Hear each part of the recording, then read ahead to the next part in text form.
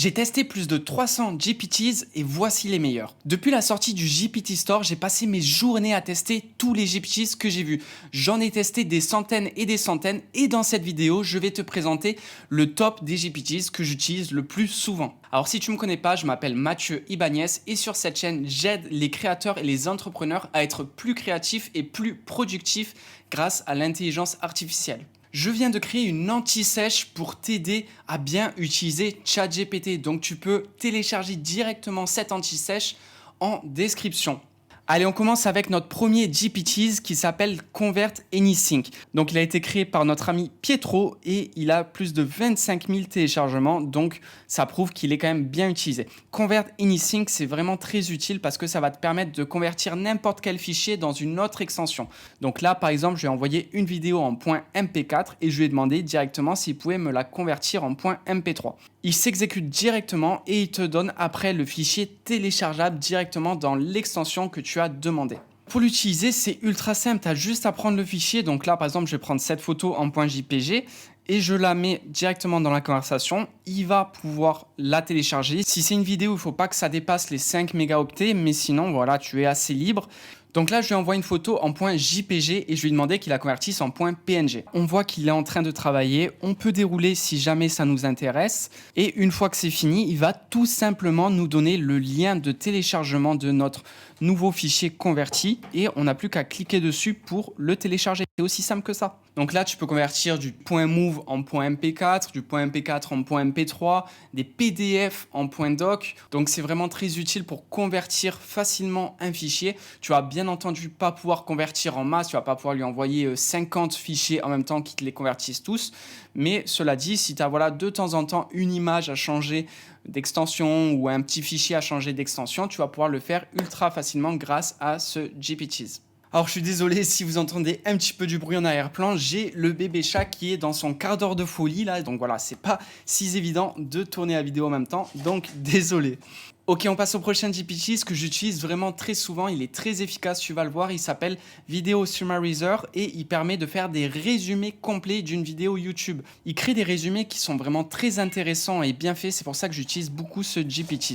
Donc c'est ultra simple, il suffit de mettre le lien d'une vidéo YouTube et de mettre résume-moi cette vidéo YouTube et moi j'aime bien marquer traduis-le-moi en français ou réponds-moi en français parce que sinon il va avoir tendance à faire le résumé en anglais.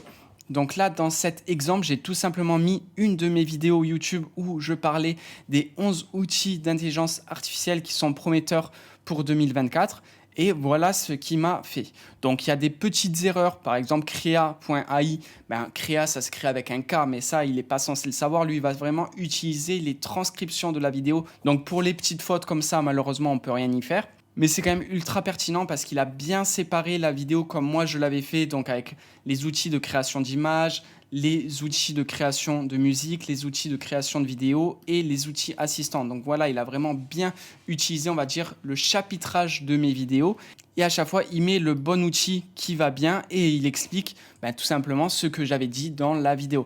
Donc avec ça, ça te permet d'avoir une vision globale sur ce qu'il y a dans la vidéo, notamment si une vidéo en anglais que tu maîtrises pas très bien la langue, tu peux tout simplement demander un résumé et comme ça, en 1 minute, tu vas pouvoir comprendre et assimiler un petit peu ce qu'il y a dans la vidéo.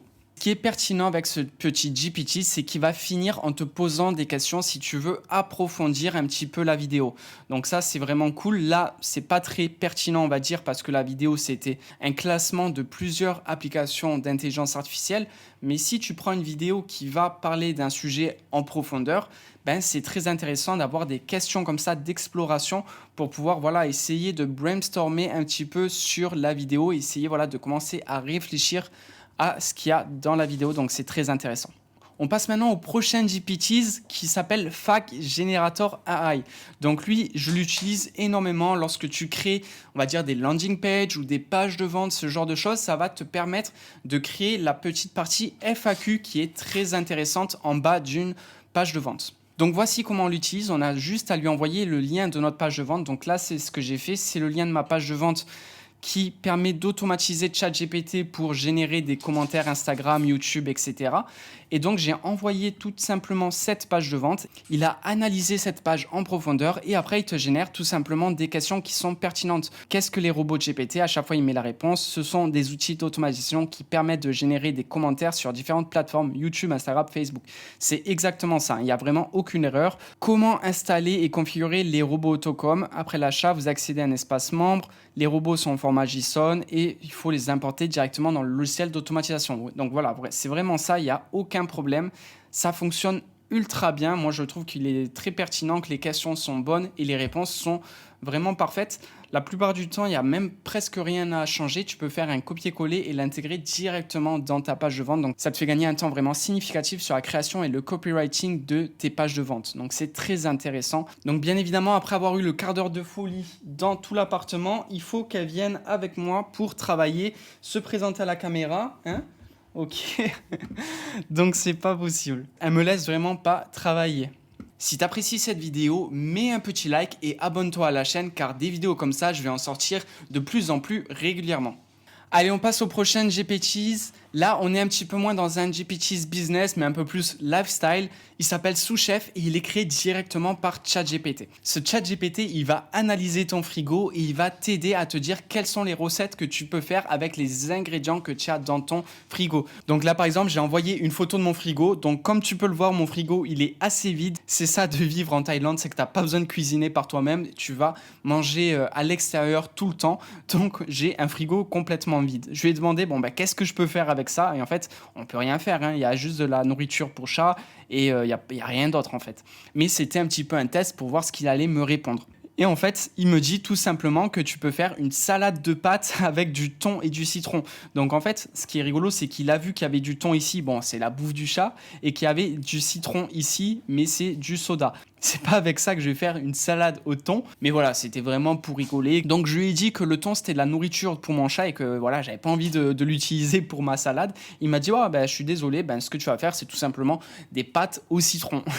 Et là, à ce moment-là, je lui dis non, mais le citron que tu vois dans mon frigo, c'est juste du soda. Il me dit ok, pas de souci, ce que tu vas faire c'est tout simplement des pâtes à l'huile d'olive finalement parce qu'il y a rien dans ton frigo, donc tu vas faire des pâtes à l'huile d'olive et tu peux rajouter un petit peu d'ail si tu en as. Donc j'ai trouvé ça assez rigolo et après bien entendu je lui ai envoyé une autre photo qui n'est pas mon frigo comme tu peux l'apercevoir. C'est une photo que j'ai récupérée sur Google et je lui ai dit qu'est-ce que je peux faire avec ça? Et il m'a dit, tu peux faire une frittata aux légumes et au fromage. Donc une frittata, moi je savais pas ce que c'était. J'ai fait une petite recherche sur Google et j'ai vu que c'était une omelette. Ce qui est très intéressant, c'est qu'après avoir donné une recette de cuisine et toutes les instructions pour faire ta recette, il va te dire, si tu souhaites, je peux te créer une image de ce plat. Comme ça peut t'aider à visualiser ce que tu vas manger. Je lui dis, ouais, vas-y, trop bien, vas-y, envoie-moi le plat. Et il m'a créé cette image, donc une petite omelette. Bon, bien entendu, moi je trouve que les photos générées par DALL-E 3 sont pas d'assez bonne qualité, notamment pour la bouffe. Ça m'a pas donné assez envie de manger cette frittata. Donc j'ai demandé à Midjourney de me refaire cette photo et voici le résultat. C'est quand même un petit peu plus appétissant. On passe aux prochaines GPTs. Donc ça, c'est un GPTs qui te permet d'analyser et de faire des statistiques sur une base de données. Il s'appelle Statistic and Data Analyst et il te permet de pouvoir envoyer des informations à ChatGPT et il va pouvoir les interpréter. Donc moi, ce que j'ai fait, c'est tout simplement, j'ai récupéré les analyses de ma chaîne YouTube sur un fichier CSV. Donc YouTube, il te permet de faire ça. Tu peux télécharger une analyse avec plein de données en point CSV, mais c'est assez compliqué à analyser par toi-même. Donc j'ai tout simplement envoyé ce fichier à ce GPTs et il va analyser pour moi le contenu. Donc moi, je lui ai dit, peux-tu analyser mes chiffres YouTube et me fournir 3 idées de vidéos qui vont faire croître mon audience? Et je lui ai dit aussi, réponds en français parce que les GPTs sont souvent en anglais, ils ont tendance à répondre facilement en anglais. Donc là, il commence à analyser le contenu. Voilà, j'ai analysé vos données YouTube, voici les résultats, les vidéos les plus populaires, les mots-clés et thèmes les plus populaires, quelques idées de base sur l'analyse. Et après, j'ai continué en lui disant comment suivre les tendances et les préférences de mon public. Et là, il commence à analyser finalement les tendances et les préférences de mon audience et il me trouve des solutions. Donc, interactivité avec le public, commentaires, lisez, répondez aux commentaires, outils de mots-clés, utilisez des outils, etc., etc. Donc voilà, ça permet d'analyser un document et après de pouvoir commencer à travailler dessus, brainstormer, commencer à réfléchir à comment améliorer tout ça. Donc voilà, c'est quand même un outil très intéressant si jamais tu as un business en ligne et que tu as beaucoup de données à analyser. Le prochain GPT qui a retenu mon attention, il s'appelle Write for Me, donc littéralement écrit pour moi.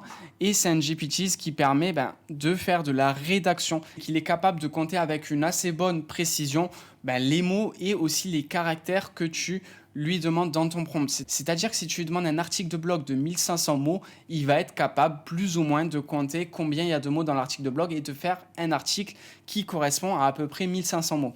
Là, dans cet exemple, je vais tout simplement demander de me créer un tweet en 250 caractères. Donc, c'est la limitation de Twitter. Et après, je lui dis, fais-moi un tweet sur cet article de blog. Je lui ai tout simplement mis le lien d'un article de blog. Il a compris le contexte de la page Internet et il m'a créé un tweet. Donc, le tweet, il est ici. Sam Altman, le dirigeant d'OpenAI, lance un défi technologique, crée un réseau d'usines pour des puces IA génératives.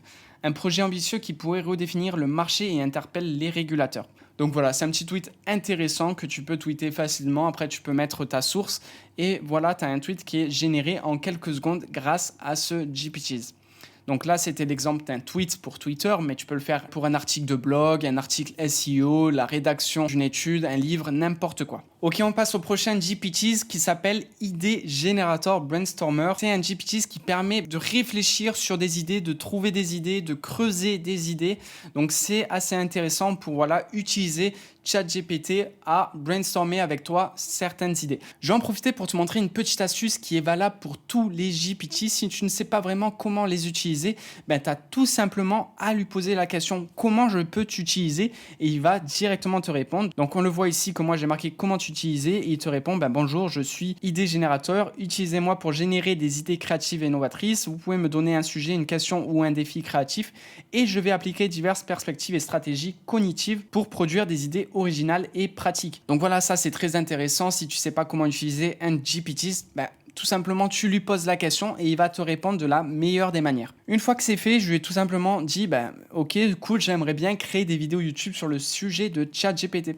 Et là, il commence à réfléchir. Ok, pas de souci, voici quelques idées créatives pour vos vidéos. Donc, interview interactive, défis et expérimentation. Et à chaque fois, il me met une petite description de ce que ça pourrait être. Moi, j'ai trouvé qu'il y avait certaines idées qui étaient assez intéressantes. Donc, tout simplement, je surligne comme ça et j'appuie sur le petit bouton reply ici. Et je lui dis, tout simplement, vas-y, développe ce point en plan d'action concret. Et là, il continue à réfléchir, à approfondir le sujet sur le point précis que je lui ai demandé. Donc, il dit recherche et sélection des modèles d'IA, planification des contenus vidéo, création de contenus visuels. Donc voilà, c'est vraiment très intéressant. Ça permet d'avoir un petit assistant personnel qui va approfondir sur les idées, qui va te permettre de réfléchir sur les idées. Le prochain GPT s'appelle Language Coach. Moi, je vis en Thaïlande et j'aimerais bien apprendre un petit peu plus le thaïlandais, approfondir un petit peu mes bases pour pouvoir avoir des petites conversations. Dans ce cas-là, ce que je peux faire, c'est tout simplement aller sur ce GPT, Language Coach, qui est capable de t'apprendre n'importe quelle langue du monde et voilà, avoir des petits cours de langue. Donc ici, je peux tout simplement lui dire, vas-y, j'aimerais étudier le thaïlandais. Peux-tu me faire un sommaire de différents cours?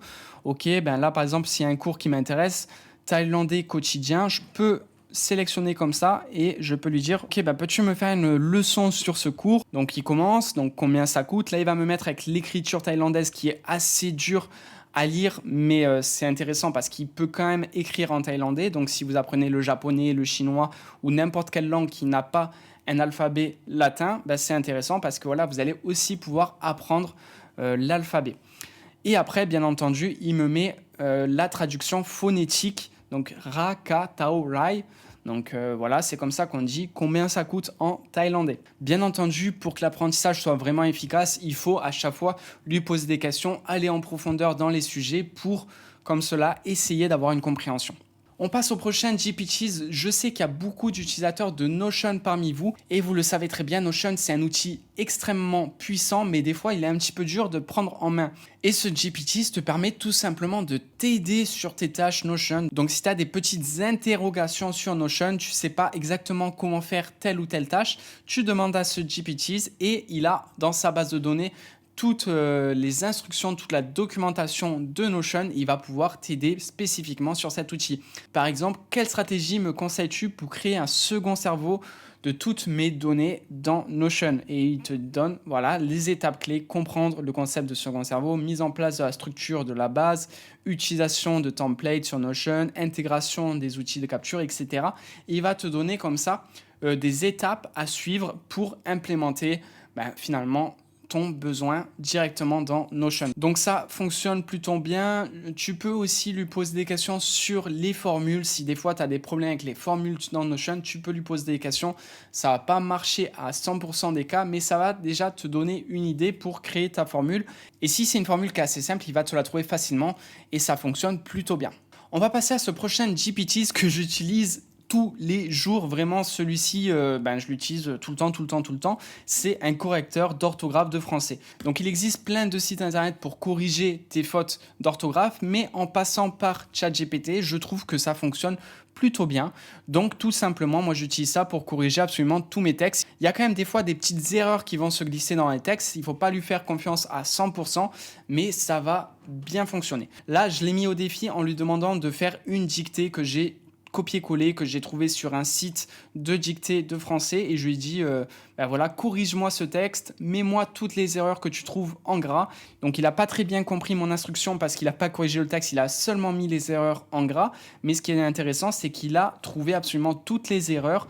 Il y en a juste une qu'il a mis en gras qui n'était pas une erreur, c'est sur égal ici. Apparemment, il n'y avait pas d'erreur et il me l'a mis en gras, je ne sais pas pourquoi.